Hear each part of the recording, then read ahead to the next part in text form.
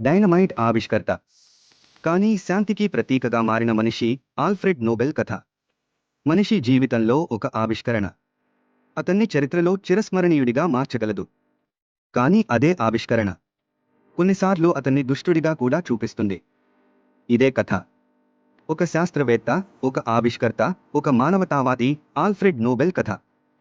1833లో స్వీడన్లో జన్మించిన Alfred Bernhard Nobel చిన్నతనంలోనే రసాయన శాస్త్రంపై ఆసక్తి చూపాడు.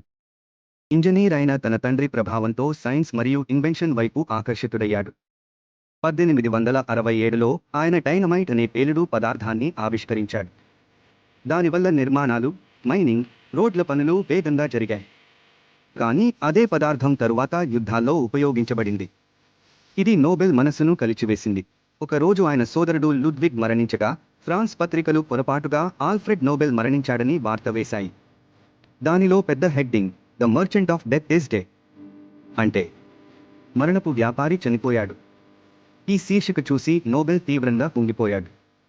ప్రపంచం తనను ఒక యుద్ధ వ్యాపారిగా గుర్తిస్తే తాను బ్రతికినంత వరకు చేసిన పనికి అర్థమేంటి అని ఆలోచించాడు.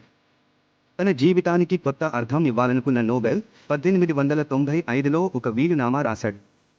దానిలో తన సంపదలో ఎక్కువ భాగం మానవాళికి మేలు చేసే ఆవిష్కరణలకు బహుమతులుగా ఇవ్వాలని రాశాడు. ఆ వీలునామా ద్వారానే నోబెల్ బహుమతులు పుట్టుకొచ్చాయి. తరువాత సంవత్సరం 1896లో ఆయన మరణించాడు. 1901లో మొదట నోబెల్ బహుమతులు మొదలుపెట్టారు. భౌతిక శాస్త్రం, రసాయన శాస్త్రం, వైద్య శాస్త్రం, సాహిత్యం మరియు శాంతి విభాగాల్లో 1969లో ఆర్థిక శాస్త్రం కూడా జోడించబడింది. 1901 నుండి స్వెరిజెస్ రిక్స్ బ్యాంక్ వారి ద్వారా ఇప్పటివరకు సుమారు 630 సార్లు నోబెల్ బహుమతులు అందజేయబడ్డాయి. డైనమైట్ ఆవిష్కరించి ప్రపంచాన్ని కుదిపిన మనిషి తన సంపదతో ప్రపంచానికి శాంతి ఇచ్చాడు. నేడు ప్రతి సంవత్సరం ప్రపంచం అంతా నోబెల్ పేరు స్మరించుకుంటుంది. అతను చూపించిన మార్గం మనకు ఒక పెద్ద పాఠం చెబుతుంది. మన ఆవిష్కరణల కంటే మన ఉద్దేశం గొప్పది.